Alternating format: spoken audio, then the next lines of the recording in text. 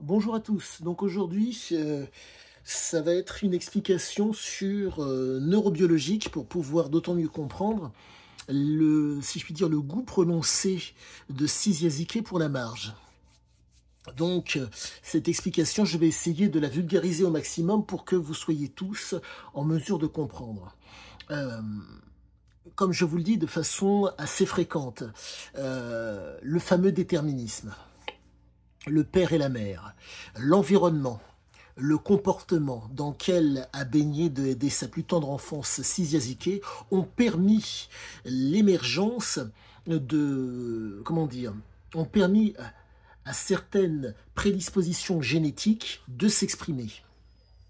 Sans l'environnement, sans le comportement, les prédispositions n'auraient pas pu émerger et n'auraient pas pu s'exprimer.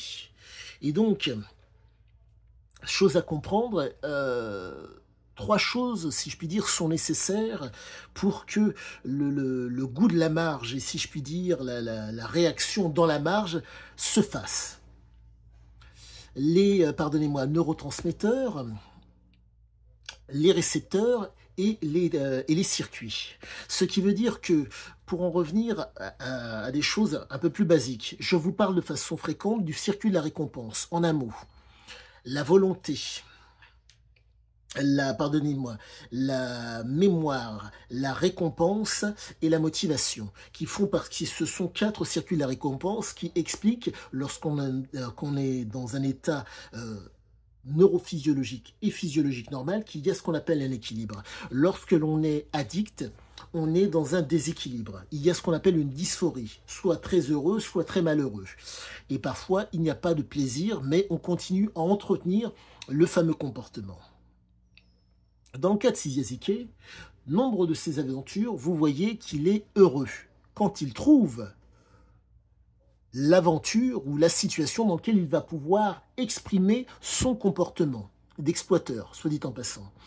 Donc, chose très importante pour pouvoir bien percevoir et comprendre ce qu'il en est. D'une, les récepteurs. De deux, l'état des récepteurs. Et de trois, l'état aussi de certains circuits. Il faut comprendre que Cisiazike a toujours eu la même conduite, l'a entretenue et l'a maintenue. Ce qui veut dire que, compte tenu du fait qu'il ne thésaurisait pas et qu'il ne faisait, les choses dites médiocres ne l'intéressaient pas, toujours le grandiose, à chercher le grandiose, à chercher le meilleur, pour être un exploiteur. Ce qui veut dire que nous nous retrouvons avec un profil physiologique qui fait que les drogues étaient prises, et donc les récepteurs recevaient les drogues, et à un moment donné, si je puis dire, vous avez une espèce de courbe ascendante. La drogue est prise, vigilance, plaisir, euphorie. Mais la problématique, c'est qu'à un moment donné, les récepteurs et les circuits commencent à fatiguer.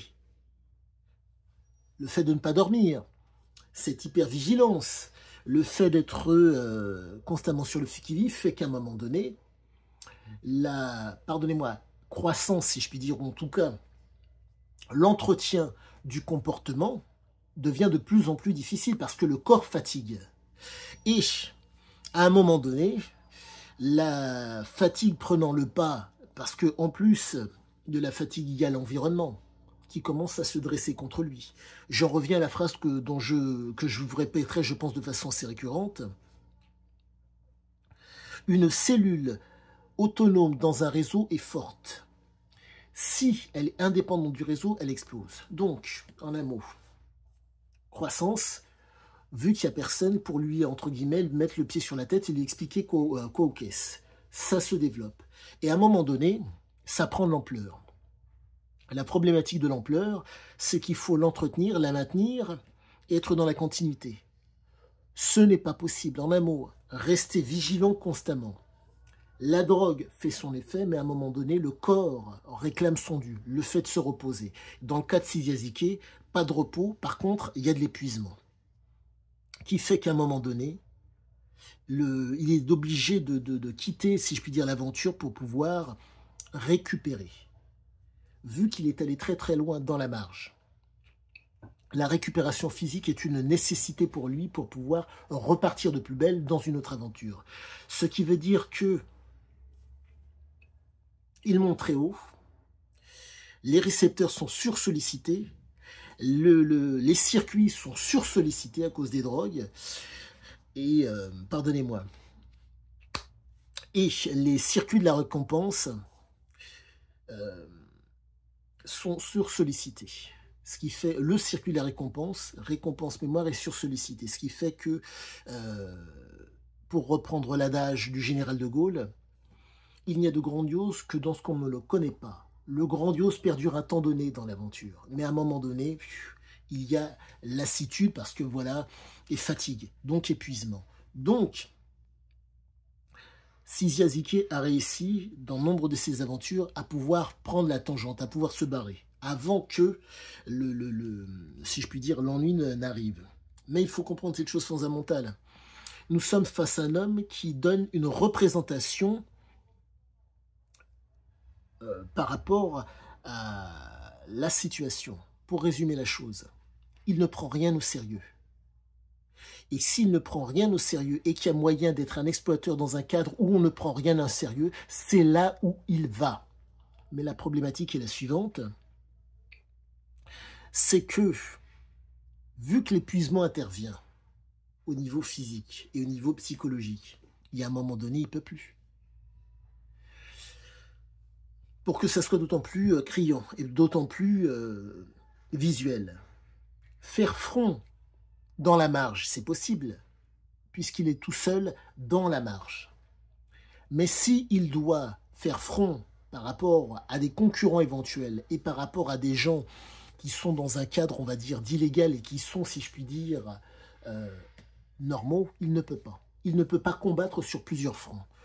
D'où le fait que, tant qu'il peut maintenir, entretenir et être dans la continuité de la représentation, la présentation qu'il donne, chercheur d'or, mafieux, trafiquant de camions en Afrique, ça va. Mais, à un moment donné, ce n'est plus possible, physiquement et psychologiquement, car son impact, vu qu'il prend de l'ampleur, il met à mal l'équilibre général. Et donc, il est obligé de partir et il est obligé de s'arrêter. Et ce qui fait que quand il quitte l'aventure, il est obligé de trouver des molécules complètement différentes. Pourquoi? Le corps est allé très très haut, mais la problématique, c'est que comme il a fait en sorte que les circuits soient complètement, si je puis dire, chamboulés avec la prise de substances et avec le comportement et avec l'apprentissage, fait qu'à un moment donné, il passe d'un état à un autre. Ce qui fait qu'il a besoin de substances pour, entre guillemets, faire en sorte que l'épuisement soit moindre.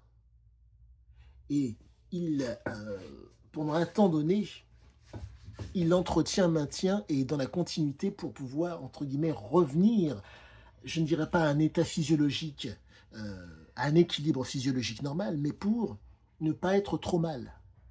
Car quand on demande beaucoup à son organisme, il faut beaucoup de temps pour se reposer. Je vous rappelle que c'est un homme qui refuse qu'on lui mette le pied sur la tête et il refuse qu'on l'aide. Ce qui veut dire qu'il doit trouver les moyens pour pouvoir être, à un moment donné, un tant soit peu détendu, relaxé, mais pas relâché pour pouvoir repartir. Et c'est une prémisse, je pense, d'explication au comportement dans la marge de Siziazike au niveau physiologique, neurobiologique, pardonnez-moi. Je ne vais pas aller plus loin. Bon, le fameux pouce et abonnez-vous si vous le souhaitez.